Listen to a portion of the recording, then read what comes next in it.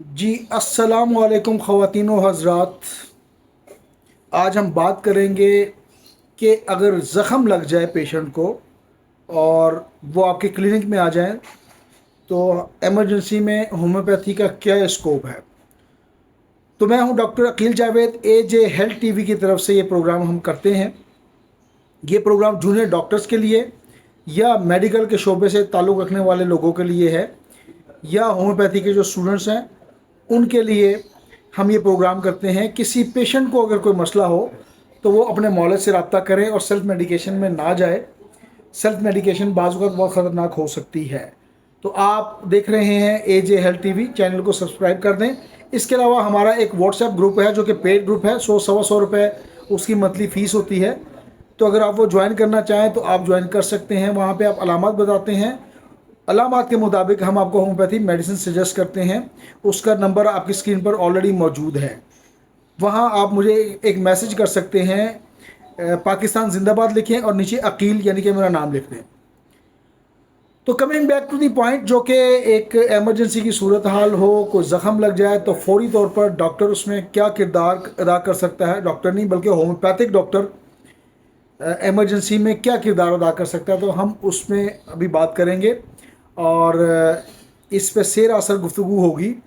ज़ख़म की नौइयत पे बात करेंगे, ज़ख़म कितने किस्म के होते हैं, प्रिकॉशंस पे बात करेंगे, एहतियातें, और अगर कोई लेबॉर्ट्री टेस्ट करवाना है तो उस पर इंशाल्लाह ताला बात करते हैं।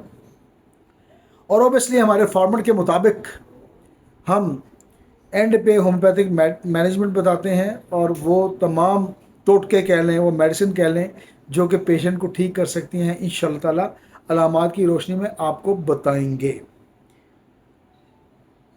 तो वक़्त की घड़ियां ख़त्म हुई, मौजू ऑलरेडी मैं आपको बता चुका हूँ। आप अगर क्लिनिक में मौजूद हैं और इस किस्म की सूरत हाल से आपका कोई रब्ता होता है, या ज़ाहिर है अपने कैरियर में हर होम्योपैथिक डॉक्टर जो है वो ऐसी सूरत हाल से दो चार होता होगा, और हम इसको मैनेज भी कर रहे होंगे, अपने तौर पे इसको देख भी रहे होंगे। लेकिन बहरहाल आज हम आपको बताएंगे कि ज़ख़म होता क्या है। पहले तो हमें यह समझना चाहिए कि ज़ख़म की डेफिनेशन क्या है और कितने किस्म के ज़ख़म हो सकते हैं, और इनकी क्लासिफिकेशन पे बात करेंगे। और इंशाअल्लाह ताला इसको समझने के बाद बात करेंगे कि होम्योपैथी में इसकी मैनेजमेंट कैसे होगी। ज़ख़म जिस्म के किसी हिस्से में चोट लगने से होने वाली एक ऐसी हालत है जिसमें जिल्द, पट्ठों या अंदरूनी बाफ्ते, जिसको हम टिश्यूज़ कहते हैं, वो मुतासर होते हैं, और जो ज़ख़म की सूरत में आपके सामने आ जाता है इसको हम ज़ख़म कहते हैं। नाउ अब इसकी अक़साम और काइंड्स पे बात करेंगे। तो जो पहली इसकी जो किस्म है वो इंसाइज्ड वाउंड कहलाता है, जो कि चाकू या तेज़ धार से लगने वाले ज़ख़म को हम लोग कहते हैं। तो ऐसा ज़ख़म जो कि चाकू और तेज़ आलात से लगे उनको इंसाइड वाउंड कहा जाता है। दूसरा ज़ख़म होता है लेसरेटेड वाउंड। वो ऐसा ज़ख़म होता है जो कि मशीन या सख्त चीज़ के चक्कर में, मतलब या किनारे उसके फटे होते हैं, वो हो जाता है। उसके बाद एक वाउंड होता है, ये ज़ख़म होता है जो कि पंक्चर वाउंड कहलाता है। ये नॉर्मली कील, सुई या इस किस्म की नोकीली चीज़ से लगा होता है, और ये गहरा ज़ख़म होता है, इसको हम लेक्सरेटेड वाउंड कहते हैं। उसके बाद एक किस्म है इसकी कंटोशंस, ब्रूज, अंदरूनी किस्म के जो ज़ख़म होते हैं उसको हम कहते हैं, जिल्द के ऊपर से ठीक मगर नीचे से नीलापन आए तो उसको हम ब्रूज वाउंड का नाम देते हैं। और एक ऊपरी सतह पे अगर कोई ज़ख़म हो तो उसको हम ब्रेशन, ये तमाम नाम मैं टर्मिनोलॉजीज़ आपको दिखा रहा हूँ स्क्रीन पे, उसको हम एम्ब्रेशन कहते हैं। और फायरिंग से लगने वाला एक वाउंड होता है जिसको हम गन शॉट वाउंड कहते हैं। तो ज़ाहिर है फायर से लगा होगा तो नाम से ही ज़ाहिर है गन गन फायर या इसको कह लें। और उसके बाद गन बर्न वाउंड, एक ऐसा ज़ख़म जो कि जलने से, तेज़ाब से और इस किस्म के जो ज़ख़म होते हैं उनको हम बर्न वाउंड्स के नाम देते हैं। तो ये क्लासिफिकेशन इसकी इसलिए ज़रूरी है कि हमें पता हो कि ज़ख़म कैसा है। आपको पता है कि होम्योपैथी डील करती है सिम्टम्स में, अलामात पे, तो अलामात होंगी तो इंशाल्लाह ताला होम्योपैथी भी होगी। और एमरजेंसी में वो कौन सी अलामात हो सकती हैं कि अगर पेशेंट आपके पास आए तो आप उसकी मैनेजमेंट कर पाएँ और होम्योपैथी का नाम बुलंद करें।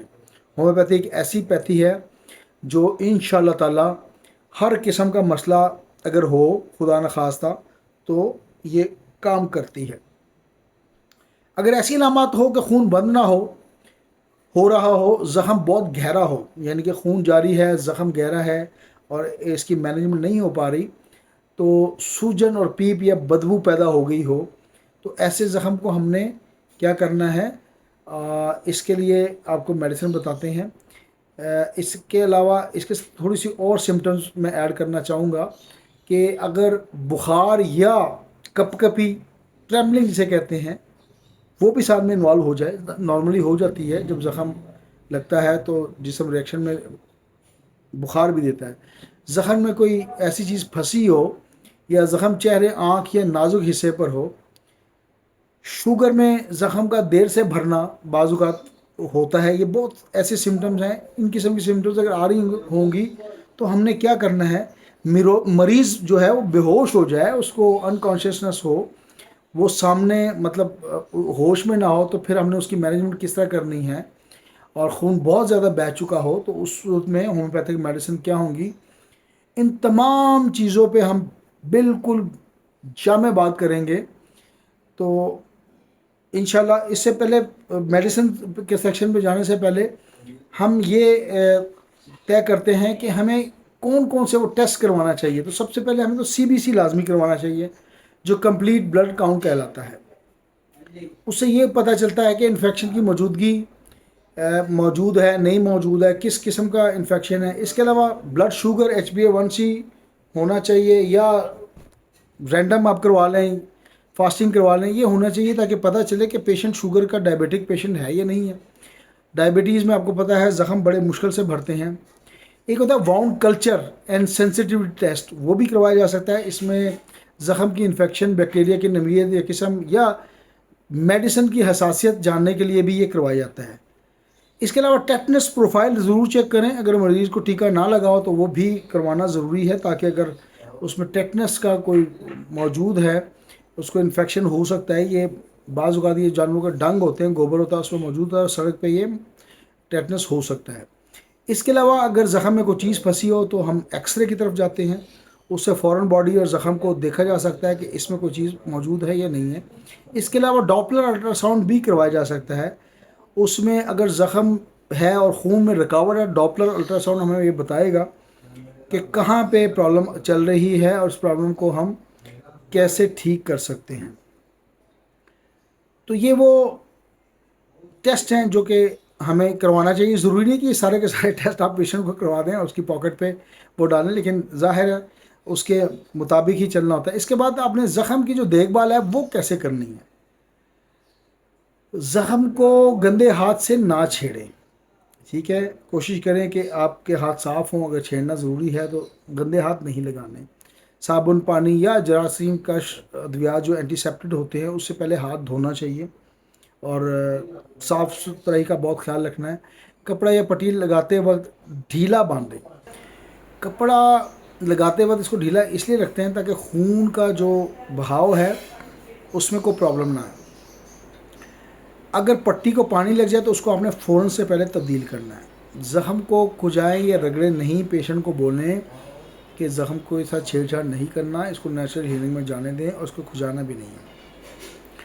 मरीज़ या जो पेशेंट होगा उसको हल्की ग़िज़ा दें, पानी की मिकदार बढ़ा दें, और अगर पीप बन जाए तो दबाने की बजाय ज़ाहिर है उसके डॉक्टर से इलाज करवाना होता है।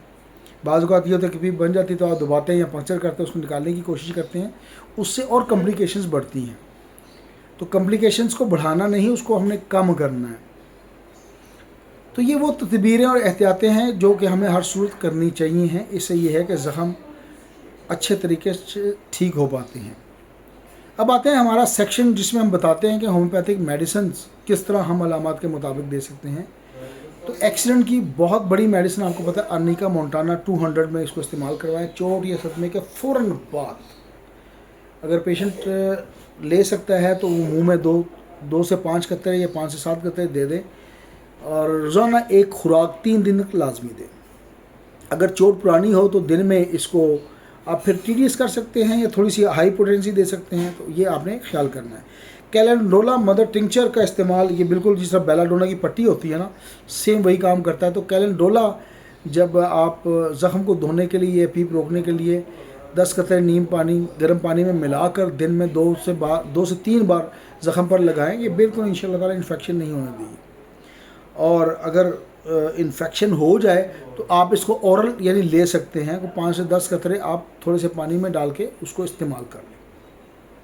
ایک اور ہماری اچھی میڈیسن، اگر زخم اعصابی یعنی نیورالجیکل ہے، اعصاب اس میں مبتلا ہے اور چوٹ سے جھٹکا لگا ہو، تو ہائپیریکم 30 یہ بہت اچھا کام کرتی ہیں۔ TDS کریں صبح دوپہر شام 5 سے 7 قطرے تھوڑے سے پانی میں لے لیں، انشاءاللہ تعالی افاقہ ہوگا اور بڑے ہی جلدی آپ کا زخم ٹھیک ہو جائے گا۔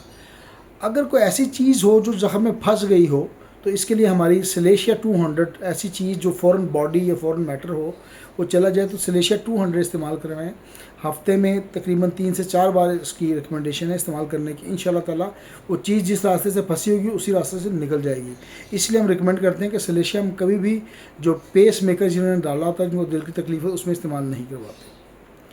اگر زخم میں پیپ بن جائے تو ہیپر سلف، اور یہ چھونے سے درد ہو، سینسٹیوٹی ہو، تو ہیپر سلف 30 میں استعمال کرائیں۔ دن میں آپ اس کو TDS کریں، صبح دوپہر شام استعمال کروائیں، انشاءاللہ تعالی اللہ تعالیٰ کے حکم سے بہت افاقہ ہوگا۔ تو خواتین و حضرات، اس علاج کا دورانیہ کتنا ہونا چاہیے؟ تو علاج کی نوعیت اور زخم کی نوعیت پر منحصر ہے کہ یہ کتنا ہمیں علاج کروانا چاہیے۔ تو 3 سے 7 دن میں بہتری آنا شروع ہو جاتی ہے، میرا خیال ہے کوئی ایسا مسئلہ ہو تو 7 دن تک جا سکتا ہے۔